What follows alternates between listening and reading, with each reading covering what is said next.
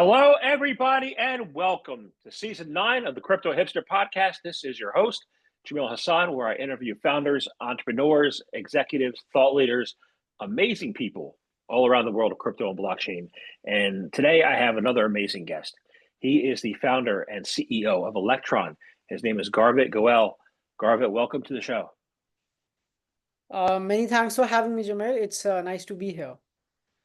Happy to have you here. I'm excited to learn all about what you're doing. But let's kick things off. Before we get into Electron, and I want to definitely do that.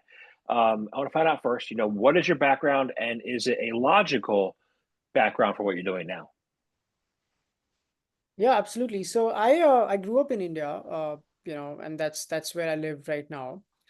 And I studied chemical engineering in college, and I've been interested in finance ever since college.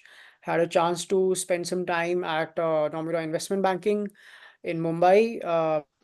I don't know if you know, Nomura is like one of the biggest banks in Japan, and they acquired Lehman Brothers when it collapsed. So the Asia division basically. So I had a chance to spend some time there in college, and that's where I got into finance. And towards the end of my graduation, which was in 2017, I wanted to do something in finance, but it wasn't exactly clear what's the right way to get into this industry because it was so dominated by existing large banks, etc. I came across blockchain, and it just seems that okay, this could be my entry point into the world of finance. So that's how I got into crypto. In 2017. Yes, that was like, the first time I sort of got into crypto, spent some time in it, got out of crypto for a while, then got back into crypto again in 2022. Yeah.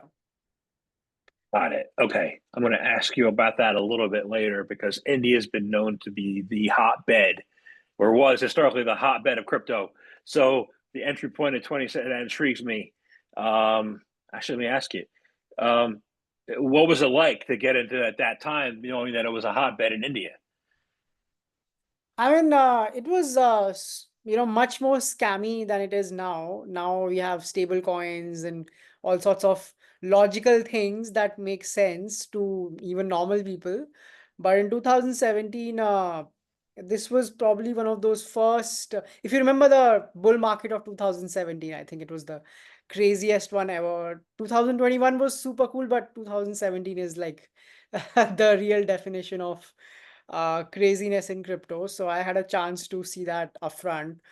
And even in India, like everyone was just trying to figure out a way to launch their own scammy token.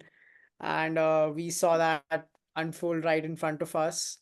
Uh, yeah, I mean, same as the rest of the crypto. We just saw it right unfold right in front of us. Yeah. So I'm glad you're building something meaningful today. Electron. What is Electron all about, including your vision and your mission?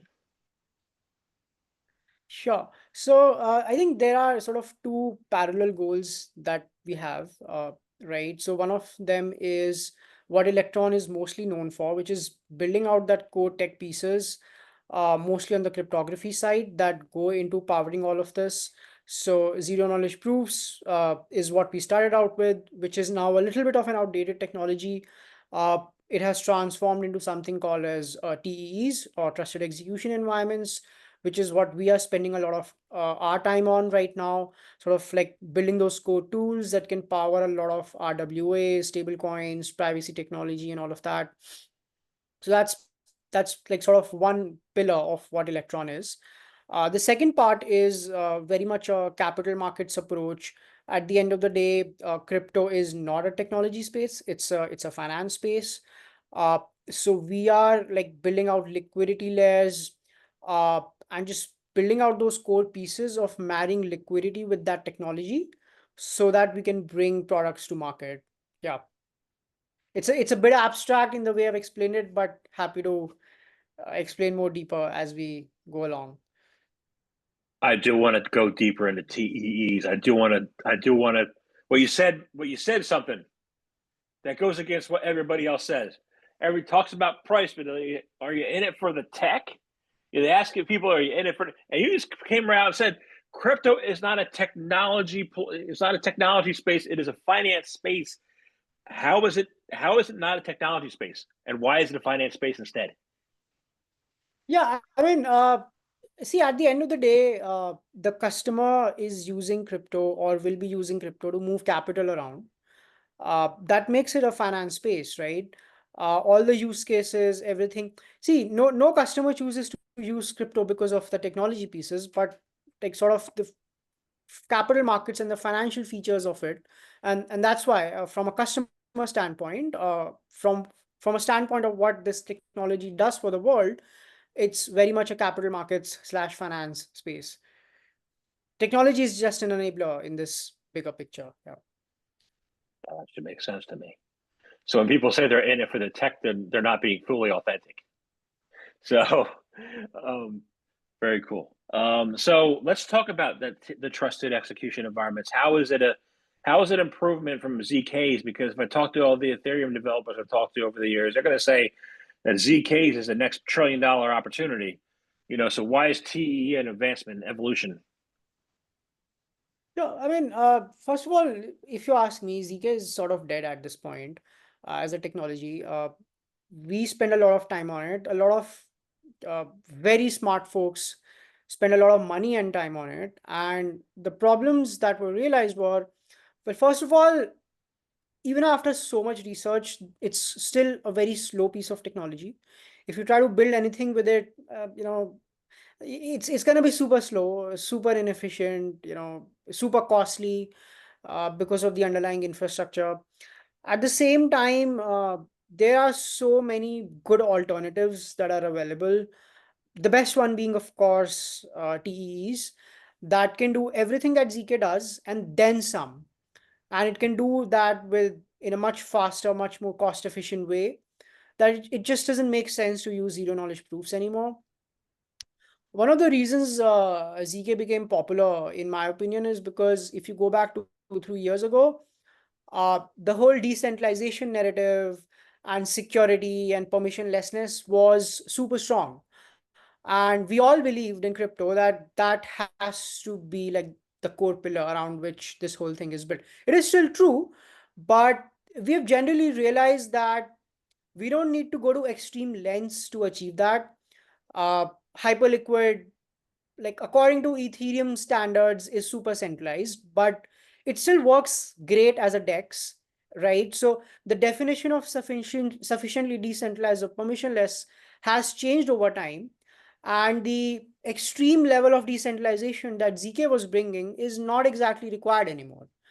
Uh, and once you remove that constraint, then TEEs become a very good solution, where it offers you everything that you want that ZK might do without all the complexities, etc.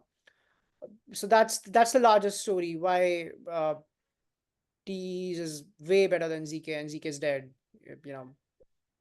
So you're able to aggregate proofs from multiple sources to allow cost cutting for everyone. So how do you get the aggregation proofs from multiple places? Yeah. So again, this is one of those products that was required because ZK was so expensive. Okay. I mean, this product, again, we're not promoting this so much anymore because, as I said, ZK itself is dead. But the idea behind this product was that uh, it's like having a bus service, right? That uh, rather than everyone sort of spending all the money to verify these ZK proofs, which was extremely costly. And if we had scaled Ethereum using, or any other blockchain using zero knowledge proofs, we would be spending at least $10 billion every year just on ZK proofs, as the cost of infrastructure. Uh, and the way we were solving this was that, like, we were coming up with this mechanism where everyone does not have to verify their own proofs. You can just aggregate from a bunch of people, like the cost gets amortized. So rather than 1,000 people paying for their own ZK proof verification and generation, they would all aggregate their proofs, and just all these 1,000 people together have to pay just for one person effectively. So the cost would essentially get slashed by a factor of 1,000. And if there were 10,000 people generating proofs, the cost would get slashed by a factor of 10,000. So again, like a bus service as opposed to, having a car. But yeah, I mean, since Zk itself didn't scale, like we didn't see the point of carrying on with this particular product. All right, so let's talk about a different product, a new product. Let's talk about your Bitcoin bridge, right? What does your Bitcoin bridge enable, and why is this Bitcoin bridge, is it Permute? Permute, yes. Necessary? Why is it necessary in the evolution of decentralized finance?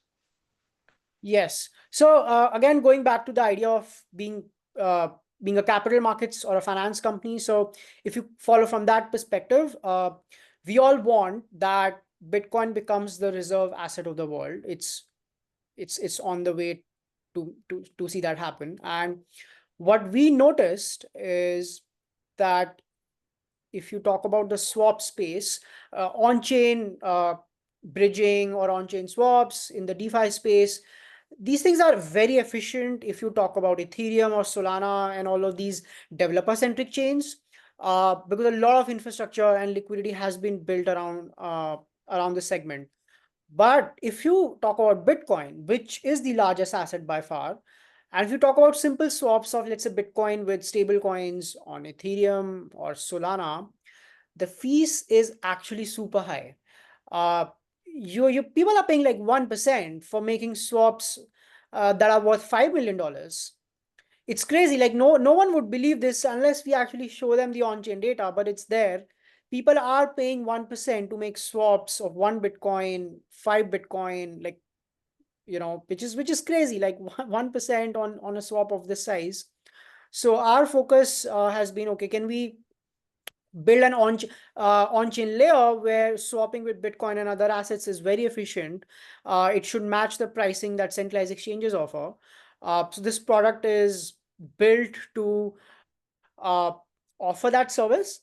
At the same time, the reason we built this product as Electron is because using RTE technology, we were very uniquely positioned to be able to build a product that can offer this kind of fees. So our TE infrastructure that we've developed is very core to us being able to offer this kind of fees and efficient liquidity routes.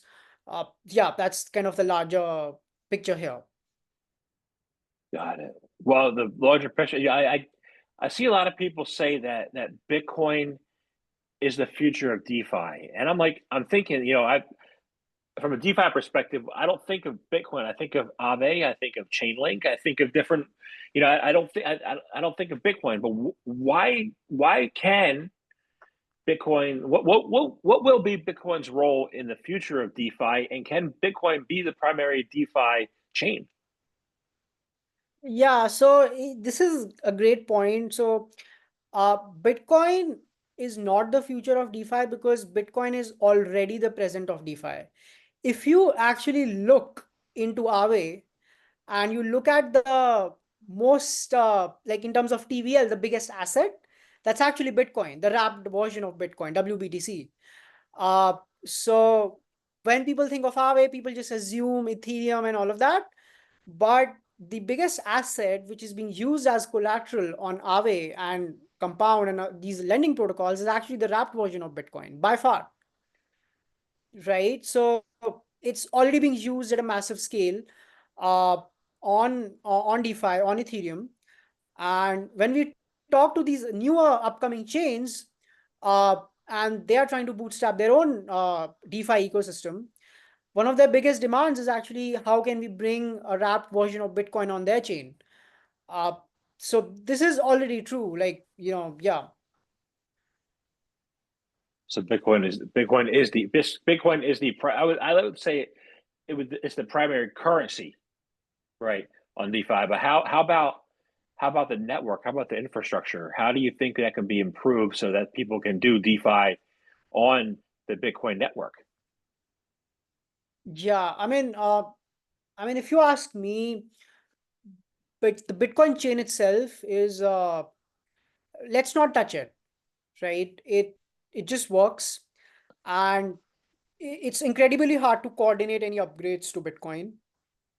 I think in the next, let's say 50 years, the only upgrade that Bitcoin chain needs to make is when quantum computing comes in. Quantum computing will break the cryptography that is underlying to Bitcoin.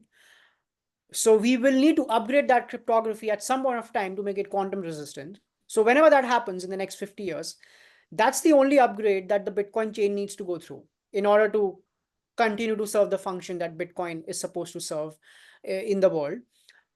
There are so many other chains that are able to bridge Bitcoin to them and offer these DeFi services that, in my opinion, we can just live with that. Like, making changes to the Bitcoin chain is going to be very hard, very impractical. So let's just live with Solanas and Ethereums and Trons of the world, which bridge Bitcoin to their chain, and they lets us do whatever we need to do.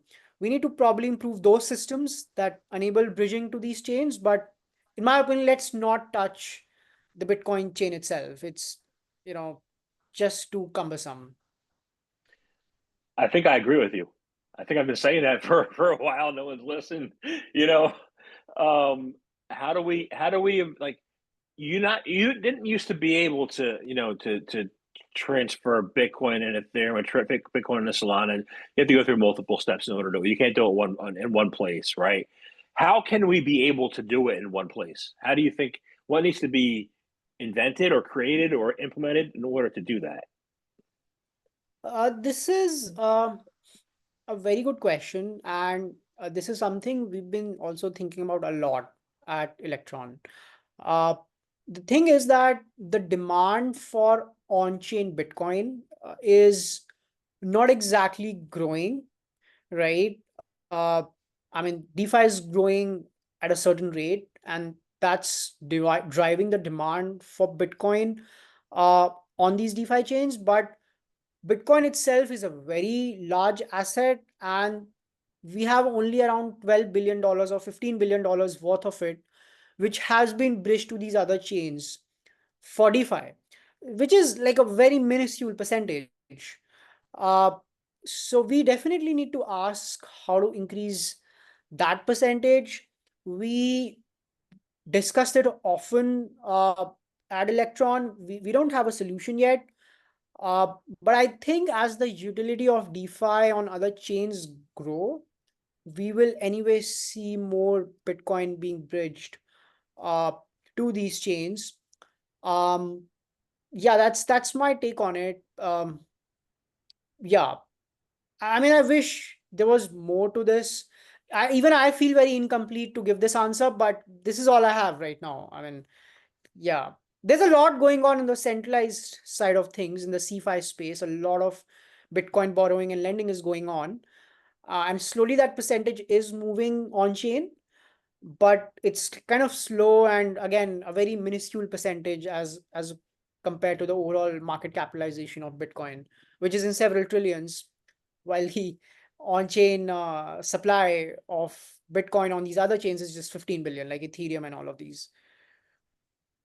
Yeah, a lot of people are talking about it, but don't have the answer yet. The answer was, whoever has the answer is good. It's gonna be like the next tether, you know. Um, Absolutely. There's an opportunity to make a circle or a tether for the Bitcoin pegged asset. So so you said two words together that scares some people. You said quantum computing, right? How how will quantum computing, I tell people all the time, there's no way that you can break the Bitcoin blockchain. I mean, it's going to like Easter Island. There's no way to get rid of those statues that are over there. There's no way to break the Bitcoin blockchain, but some people believe that quantum computing can. So how can it be done, and what evolution do you think needs to happen in the space of quantum resistant computing to make it not happen? yeah, so let me give you a slightly I'll try to make it as non-technical as possible. So uh, there are in the world of cryptography, when you build these hash functions and digital signatures, there are some underlying mathematics that power these things. And these mathematics can be divided into two parts. One part is that when quantum computers are invented, that mathematics will still not be broken fundamentally. Uh, and you can continue to use that mathematics to power cryptography.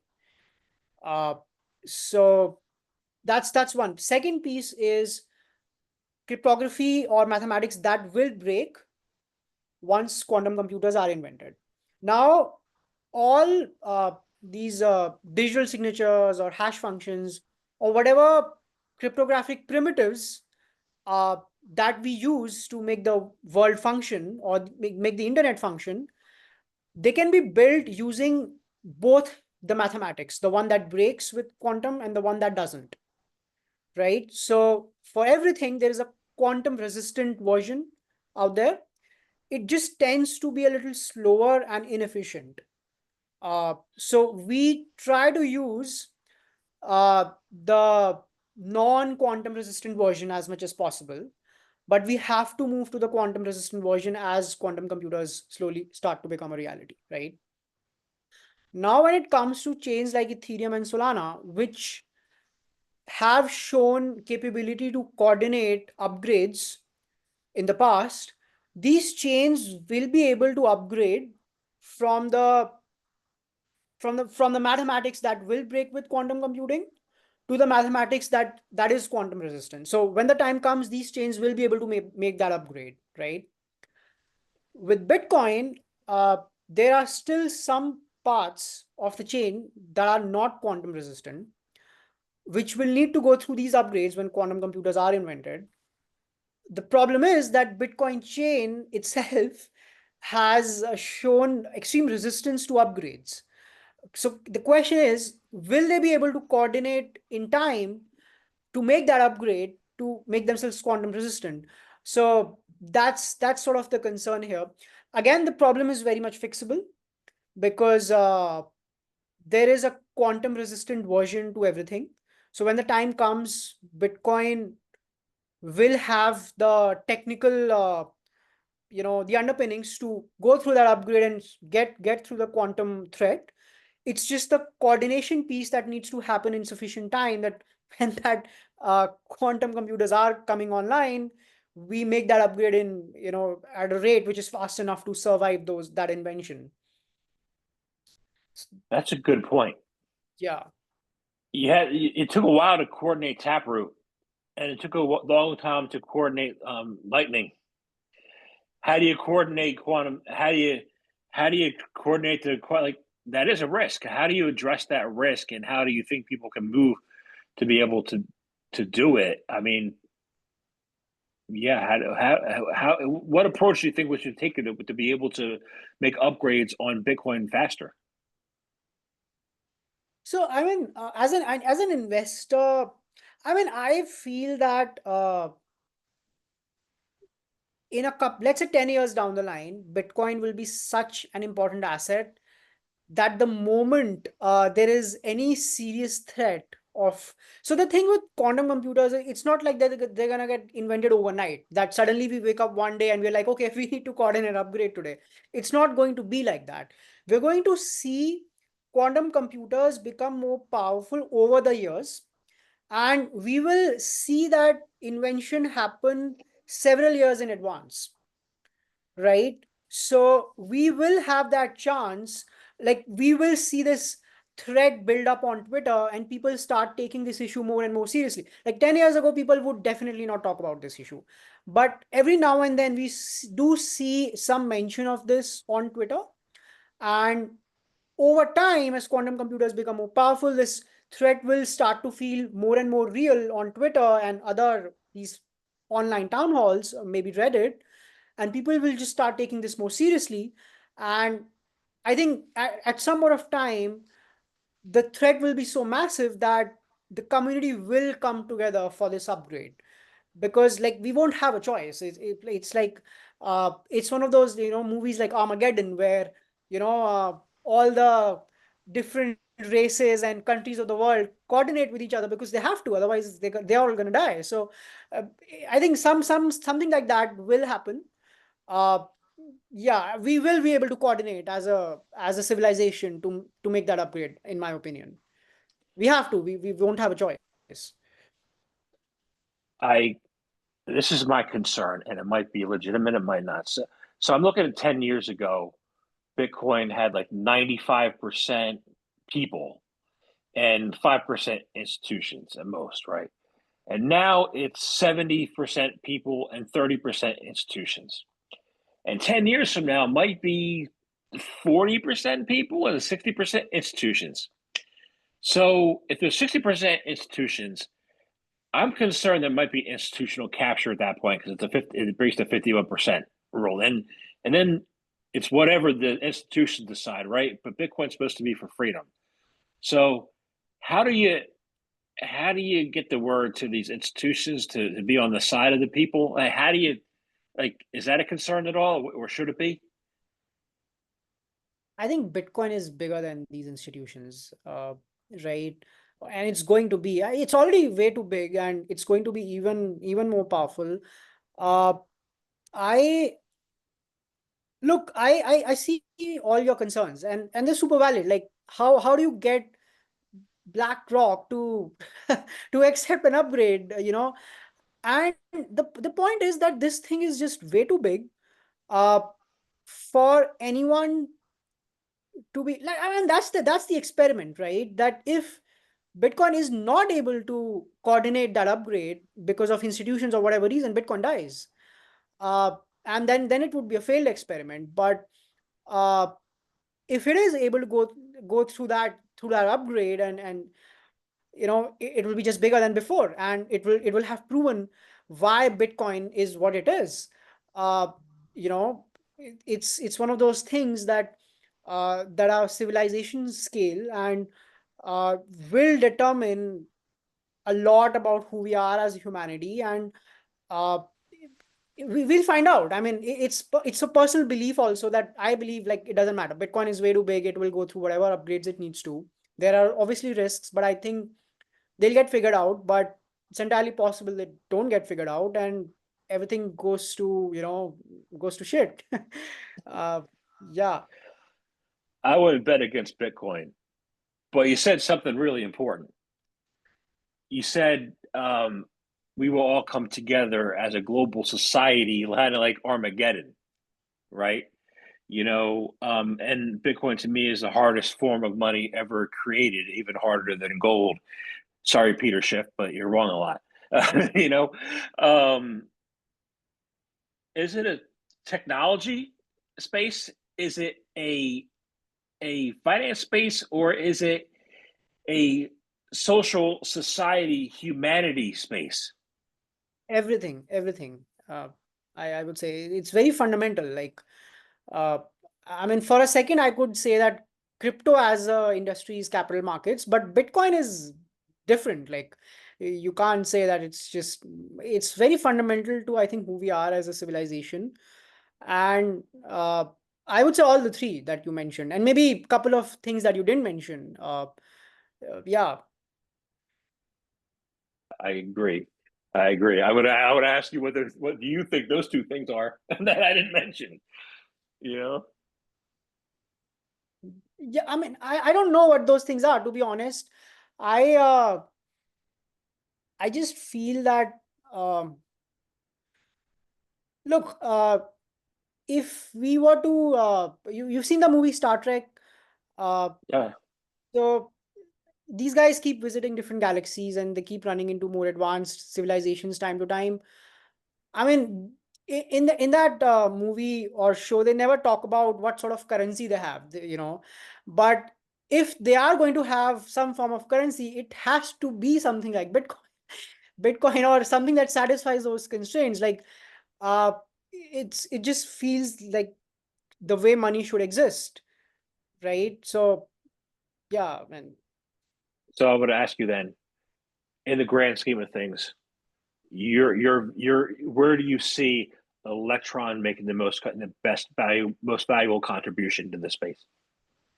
Yeah, so I think, as I said, Bitcoin is Bitcoin, but to make the entire ecosystem around it, to make Bitcoin useful, or stable coins or other assets, DeFi, etc., we think that trusted execution environments is one of the core pillars. How this needs to happen. So that's piece we are building. That's sort of our contribution to the space as large.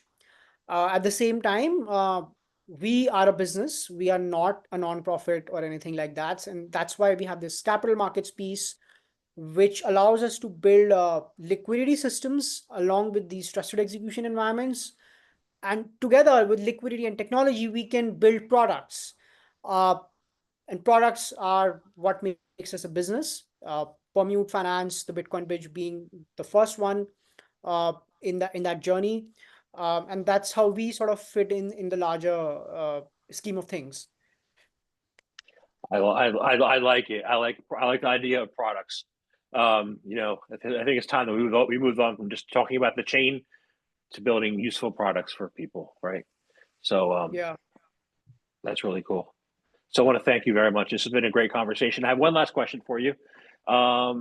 It's how can people find out more information about you, about Electron? How can they, start to use your products once you have them rolled out? How can they do that?